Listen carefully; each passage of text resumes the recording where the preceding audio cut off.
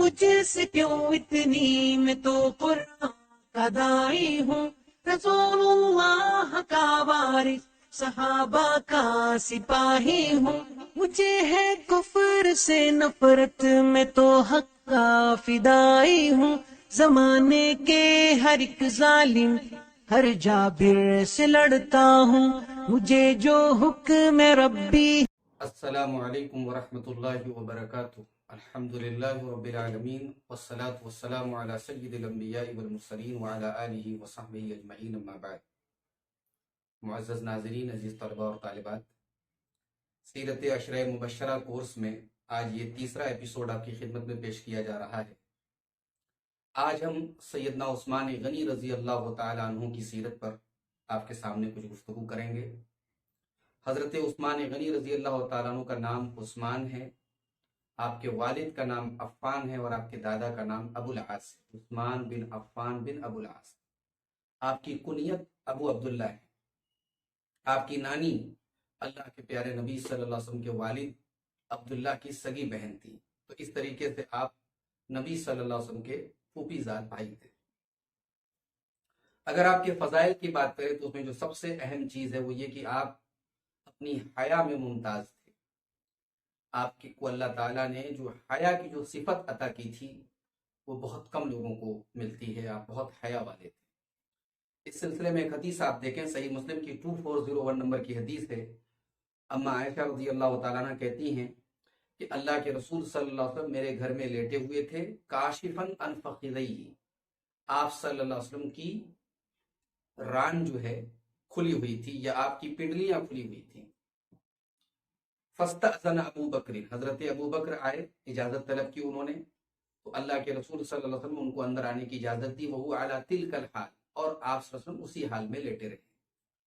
فتحدث، حضرت ابو بکر کے ساتھ کچھ دیر آپ کی گفتگو ہوئی، پھر حضرت عمر آئے، اجازت طلب کی، آپ صلی اللہ علیہ وسلم نے ان کو بھی آنے کی اجازت دی اور آپ اسی حال میں لیٹے رہے۔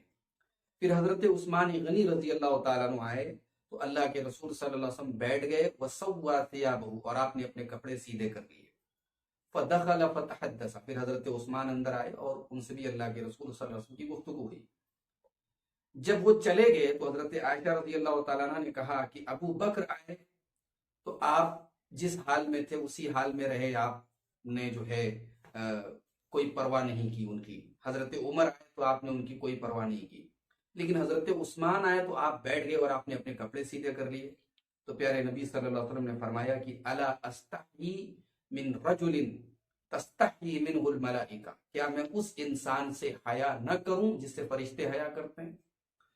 حضرت عثمان غنی رضی اللہ تعالیٰ عنہ ذو ہجرتین بھی تھے، دو ہجرت کرنے والے۔ آپ نے حبشہ کی طرف بھی ہجرت کی اور مدینہ منورہ کی طرف بھی آپ نے ہجرت کی۔ آپ کے نکاح میں یکے بعد دیگرے، یعنی ایک کے بعد ایک، دو بیٹیاں اللہ کے رسول صلی اللہ علیہ وسلم کی آپ کے نکاح میں آئیں۔ پہلے حضرت رقیہ آپ کے نکاح میں تھیں اور ان کے انتقال کے بعد حضرت ام کلثوم آپ کے نکاح میں آئیں۔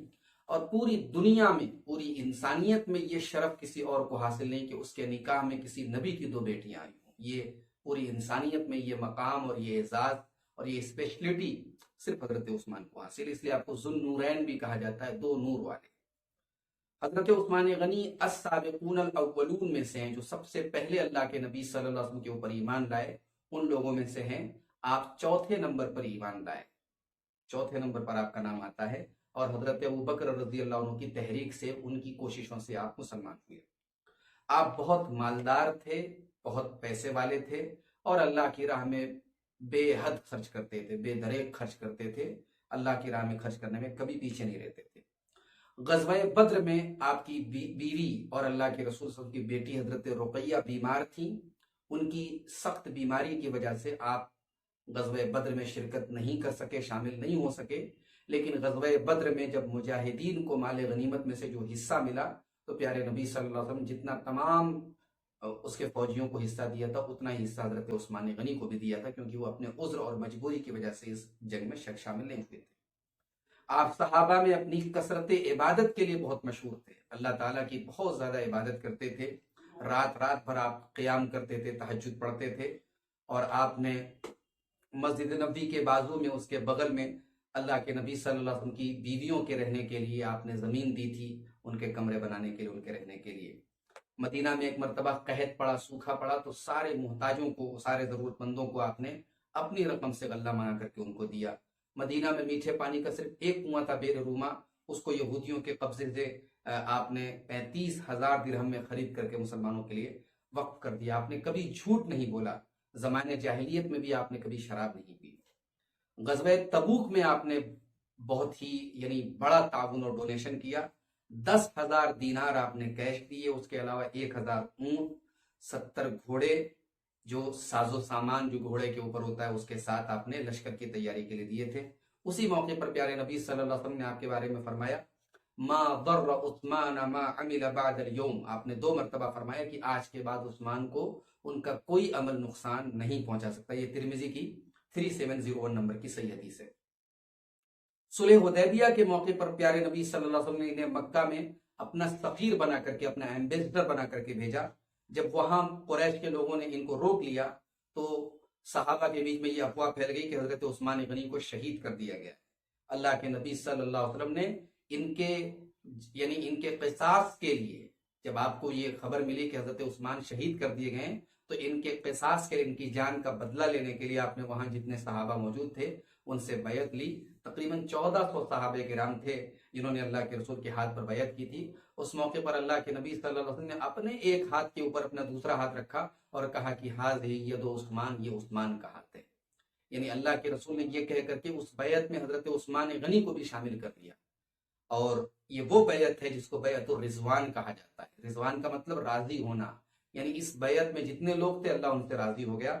اللہ تعالیٰ نے سورۃ الفتح کی آیت نمبر 48 میں فرمایا لقد رضی اللہ عن المؤمنین اذ یبایعونک تحت الشجرہ فعلم ما فی قلوبہم فانزل السکینۃ علیہم واتابہم فتحا قریبا۔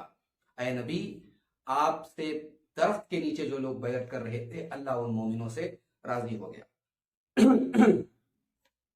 آپ خلیفہ کیسے منتخب ہوئے؟ حضرت عثمان غنی خلیفہ کیسے منتخب ہوئے؟ آئیے اس پر ایک روشنی ڈالتے ہیں۔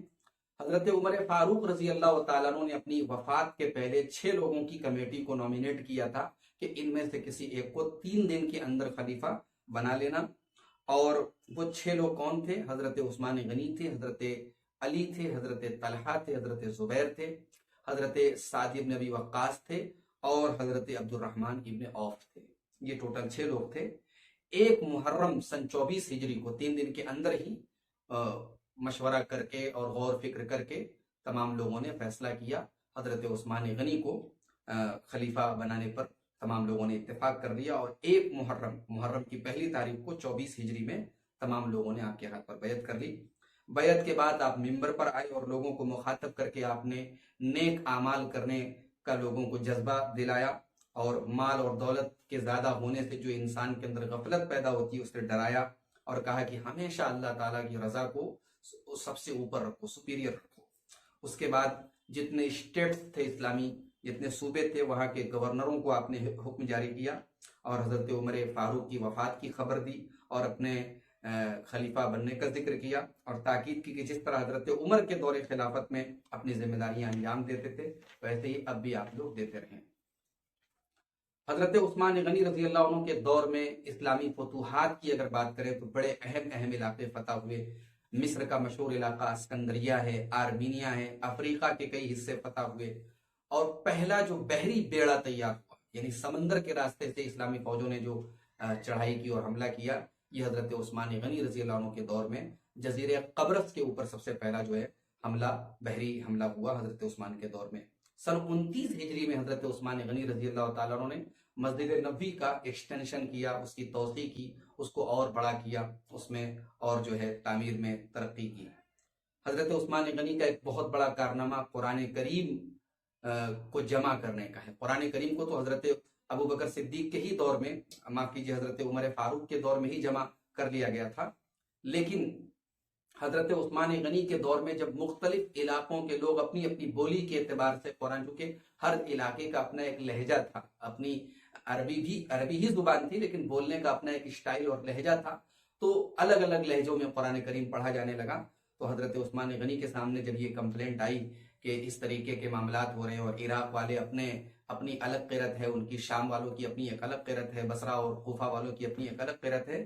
تو حضرت عثمان غنی نے صحابہ کی ایک میٹنگ بلائی اور حضرت حذیفہ رضی اللہ تعالیٰ عنہ نے اس میں یہ رائے دی کہ قرآن کریم جو ہے قریش کی زبان پر نازل ہوا ہے، تو اسی زبان میں قرآن کریم کی کاپی تیار کر کے تمام علاقوں میں بھیج دی جانی چاہیے.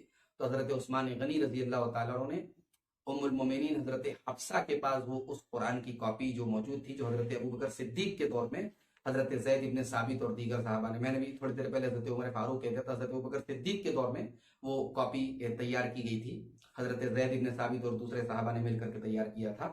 تو اسی سے کاپی کر کے تمام اسلامی اسٹیٹس میں جو ہے حضرت عثمان غنی نے اس کو بھجوا دیا اور کہا کہ اسی کی نقل تیار کر کے آپ اپنے اپنے علاقوں میں بٹوا دیں تاکہ قرآن کریم کو پڑھنے میں کسی قسم کا کوئی اختلاف باقی نہ رہے. محترم ناظرین، حضرت عثمان غنی کا پورا جو دور حکومت تھا 12 سال کا تھا. اس 12 سال میں شروع کا جو 6 سال تھا، یعنی جو فرسٹ ہاف تھا، وہ بہت یعنی پرسکون تھا، لیکن سیکنڈ ہاف میں مختلف قسم کے فتنے آپ کے دور میں شروع ہو گئے. اور ان فتنوں کا اگر ہم یہ کہہ دیں کہ جو سب سے بڑا سرغنہ تھا، جو ماسٹر مائنڈ تھا، وہ عبداللہ ابن سبا نام کا ایک یہودی تھا جو یمن کے شہر صنعاء کا رہنے والا تھا. اور یہ جو ہے اس نے بظاہر اسلام قبول کیا، بظاہر مسلمان ہوا اور پھر مدینہ کے اندر آیا اور مختلف اسلامی علاقوں میں اسٹیٹس میں گیا اور مسلمانوں کی کمزوریوں کو محسوس کیا. اور اس نے بڑے سسٹمیٹک طریقے سے، بڑے منظم طریقے سے حضرت عثمان غنی کے خلاف اور ان کے گورنروں کے خلاف پروپیگنڈا اور جھوٹی یعنی پبلسٹی چلانی شروع کی. اس نے اپنے ایجنٹ ہر جگہ تیار کر دیے اور ایک اسٹیٹ کے لوگ دوسرے اسٹیٹ کو خط لکھ کر کے اپنے یہاں کے گورنروں کی شکایت کرتے تھے کہ یہ بہت ہم پر ظلم کر رہا ہے، ہم بہت پریشان ہیں. اور پھر اس نے اہل بیت کی محبت اور حضرت علی کی محبت کے نام پر لوگوں کے دل میں یہ ڈالنے کی کوشش کی کہ حضرت عثمان غنی زبردستی خلافت پر قبضہ جما کر کے بیٹھے ہیں، خلافت تو حضرت علی رضی اللہ تعالیٰ عنہ کہا ہے. تو اس طریقے کی باتیں کر کے اس نے اپنا فتنہ پھیلانا شروع کیا اور بہت سارے لوگ جو ہے اس کے فتنے میں مبتلا ہوتے چلے گئے. 34 ہجری میں، سن 34 ہجری میں حضرت عثمان غنی کو تمام رپورٹس مل رہی تھی. انہوں نے حج کے موقع پر اپنے تمام گورنروں کو بلایا اور وہاں جو بھی اعتراض حضرت عثمان غنی پر ہوتا تھا، آپ نے اوپنلی لوگوں سے کہا کہ آپ کو جو بھی میرے بارے میں شکایت ہے آپ پیش کریں. وہاں بہت سارے لوگوں نے آپ کے بارے میں شکایت کی، آپ نے ان تمام شکایتوں کا جواب بھی دیا، معاملات ختم ہو گئے. لیکن فتنہ پرداز، فتنہ پیدا کرنے والے جو لوگ تھے ان کا فتنہ کم نہیں ہو رہا تھا اور دن بدن ان کی تعداد بڑھ رہی تھی. سن 35 ہجری میں شوال کے مہینے میں الگ الگ علاقوں سے 3000 یعنی دنگائی بلوائی لوگ، فسادی لوگ جو ہے وہ حضرت عثمان غنی کے اوپر حملہ کرنے کے لیے اور انہیں خلافت سے ہٹانے کے لیے مدینہ کے اندر اکٹھا ہوئے اور ان لوگوں نے حضرت عثمان غنی کے گھر کو گھیر لیا.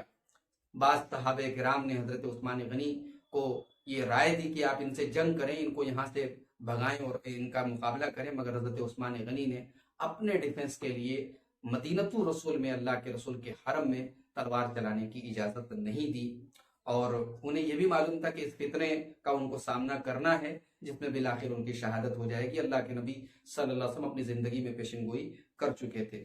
چنانچہ آپ کو حدیث دیکھیں، متفق علیہ روایت ہے، صحیح بخاری کی 3693 اور صحیح مسلم کی 2403 نمبر کی حدیث ہے.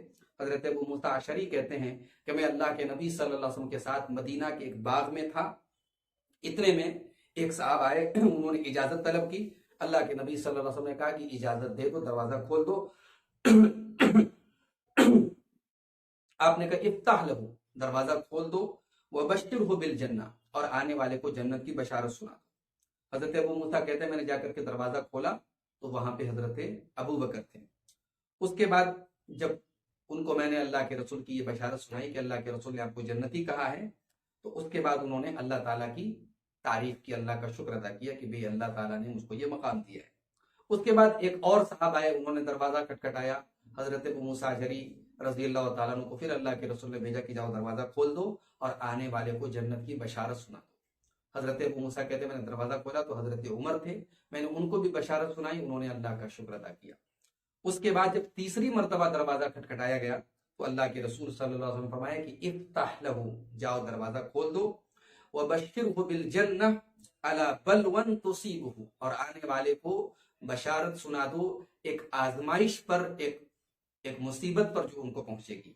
تب جب میں نے جا کر کے دروازہ کھولا تو وہ حضرت عثمان غنی تھے، تو میں نے ان کو اللہ کے رسول صلی اللہ علیہ وسلم کی بشارت بھی سنائی اور آزمائش کی بات بھی بتائی، تو انہوں نے اللہ کا شکر ادا کیا اور آزمائش کے بارے میں کہا اللہ المستعان، اللہ تعالیٰ میری مدد کرنے والا ہے۔ تو اس طریقے سے اس حدیث سے معلوم ہوا کہ اللہ کے رسول صلی اللہ علیہ وسلم نے حضرت عثمان غنی کو یعنی یہ پیشین گوئی کر دی تھی، پہلے ہی آپ نے بتا دیا تھا کہ تمہیں ایک بہت بڑی آزمائش کا سامنا کرنا پڑے گا۔ اس سلسلے میں ایک اور حدیث دیکھیں، مسند احمد کی 5953 نمبر کی حدیث ہے۔ عبداللہ ابن عمر رضی اللہ عنہ کہتے ہیں کہ اللہ کے رسول صلی اللہ علیہ وسلم نے ایک فتنے کا ذکر کیا، تو وہاں سے ایک شخص کا گزر ہوا، تو اللہ کے رسول صلی اللہ علیہ وسلم فرمایا کہ یقتل فیہا ھذا المقنع یومئذ، یہ جو اپنا چہرہ ڈھانک کر کے سر ڈھانک کر کے جا رہے ہیں یہ اس فتنے میں قتل کر دیے جائیں گے۔ تو کہتے ہیں میں نے دیکھا کہ وہ کون جا رہے ہیں، تو میں نے دیکھا کہ وہ عثمان ابن عفان تھے، یعنی اللہ کے رسول صلی اللہ علیہ وسلم نے ان کی شہادت کی خبر بھی دے دی تھی۔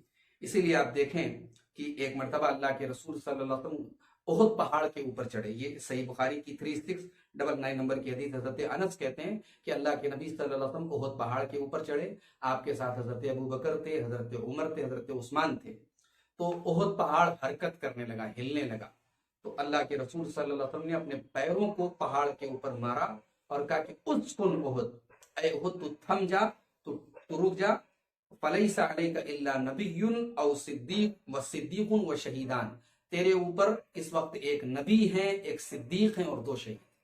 یہ صحیح بخاری کی حدیث ہے۔ تو ان تمام حدیثوں کی روشنی میں یعنی حضرت عثمان غنی کو معلوم تھا کہ ایک فتنے کا اور آزمائش کا مجھے سامنا کرنا پڑے گا جس کا اختتام میری شہادت پر ہوگا۔ ان بلوائیوں کی ایک ہی ڈیمانڈ تھی کہ آپ خلافت چھوڑ دیں، اور اللہ کے رسول صلی اللہ علیہ وسلم سے حضرت عثمان غنی نے یہ وعدہ کیا تھا، اللہ کے رسول نے ان سے یہ وعدہ لیا تھا کہ اللہ تعالیٰ تمہیں جو لباس پہنائے گا، یعنی خلافت کا جو لباس تمہیں پہنائے گا، تم اسے خود سے مت اتار، یہاں تک کہ اللہ تعالیٰ تمہیں دنیا سے رخصت کر دے، لیکن تم خود سے اس خلافت کو مت اتارنا۔ تو حضرت عثمان غنی نے بلوائیوں کی یہ ڈیمانڈ پوری نہیں کی۔ بہرحال بڑی بے دردی سے ان لوگوں نے حضرت عثمان غنی کو یعنی لگ بھگ 1 مہینہ ان کے گھر کا محاصرہ کیا اور اس کے بعد انہیں شہید کر دیا۔ 18 ذی الحجہ سن 35 ہجری کو جمعہ کے دن عثمان غنی رضی اللہ عنہ قرآن کریم کی تلاوت کرتے ہوئے اپنے گھر میں شہید ہوئے۔ وفات کے وقت ان کی عمر 82 سال کی تھی، 82 ایئرس کی تھی۔ اس کے بعد 3 دن تک ان کی لاش پڑی رہی، 3 دن تک جو ہے دفن تک کرنے کا ان بلوائیوں نے کسی کو اجازت نہیں دی۔ 3 دن کے بعد آپ دفن ہوئے۔ نماز جنازہ آپ کی حضرت جبیر ابن مطعم رضی اللہ تعالیٰ عنہ نے پڑھائی ہے۔ عزیز طلبہ اور طالبات اور معزز ناظرین، یہ حضرت عثمان غنی رضی اللہ تعالیٰ عنہ ہیں۔ اللہ کے رسول صلی اللہ علیہ وسلم کے صحابہ میں فضیلت کے اعتبار سے آپ کا 3را نمبر ہے، اور خلافت کی ترتیب میں بھی آپ 3رے نمبر پر آپ خلیفہ ہوئے۔ آپ کے فضائل اور آپ کے مناقب بے شمار ہیں، جس میں سے چند میں نے آپ کے سامنے بیان کی ہیں۔ رب العالمین سے دعا ہے الہ العالمین ہمیں حضرت عثمان غنی کی سیرت سے عبرت اور نصیحت حاصل کرنے کی توفیق عطا فرمائے، ہمارے نوجوانوں کو ان کے جیسا باحیا اور باغیرت بنا دے، اور ہم سب کو صحابہ کرام کی سیرت کو سمجھنے کی اور پڑھنے کی اور اس پر عمل کرنے کی توفیق عطا فرمائے، آمین۔ والسلام علیکم ورحمۃ اللہ۔